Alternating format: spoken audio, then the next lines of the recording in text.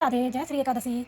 एकादशी की कथा। युधिष्ठिर ने पूछा, जनार्दन, वैशाख मास के शुक्ल पक्ष में किस नाम की एकादशी होती है? उसका क्या फल होता है? उसके लिए कौन सी विधि है? भगवान श्री कृष्ण बोले, धर्मराज, पूर्व काल में परम बुद्धिमान श्री रामचंद्र जी ने महर्षि वशिष्ठ जी से यही बात पूछी थी जिसे आज तुम मुझसे पूछ रहे हो। श्री राम ने कहा, भगवान, जो समस्त पापों का क्षय तथा सब प्रकार के दुखों का निवारण करने वाला व्रतों में उत्तम व्रत हो, उसे मैं सुनना चाहता हूँ।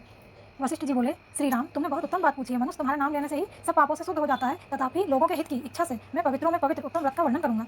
वैशाख मास के शुक्ल पक्ष में जो एकादशी होती है, उसका नाम मोहिनी है। वह सब पापों को हरने वाली और उत्तम है। उसके व्रत के प्रभाव से मनुष्य मोह जाल तथा पातक समूह से छुटकारा पा जाता है। सरस्वती नदी के रमणीय तट पर भद्रावती नाम की सुंदर नगरी है। वहाँ धृतिमान नामक राजा, जो चंद्रवंश में उत्पन्न और सत्य प्रतिज्ञ थे, राज्य करते थे। उसी नगर में एक वैश्य रहता था, जो धन धान से परिपूर्ण और समृद्धशाली था। उसका नाम था धनपाल। वह सदा पुण्यकर्म में ही लगा रहता था। दूसरों के लिए पौशाला, प्याऊ, कुआं, मठ, बगीचा, पोखरा और घर बनवाया करता था। भगवान विष्णु की भक्ति में उसका हार्दिक अनुराग था। वह सदा शांत रहता था। उसके 5 पुत्र थे, सुमना, धुतिमान, मेधावी, सुकृत तथा धृष्टबुद्धि। धृष्टबुद्धि 5वां था। वह सदा बड़े बड़े पापों में ही संलग्न रहता था।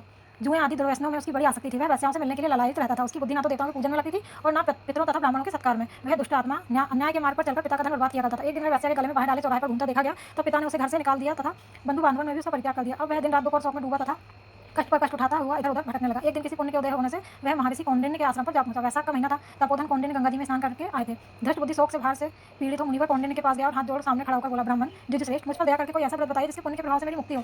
कौंडिन्य बोले, वैशाख के शुक्ल पक्ष में मोहिनी नाम से प्रसिद्ध एकादशी का व्रत करो। मोहिनी को उपवास करने से प्राणियों के अनेक जन्मों के किए हुए मेरू पर्वत जैसे महापाप भी नष्ट हो जाते हैं।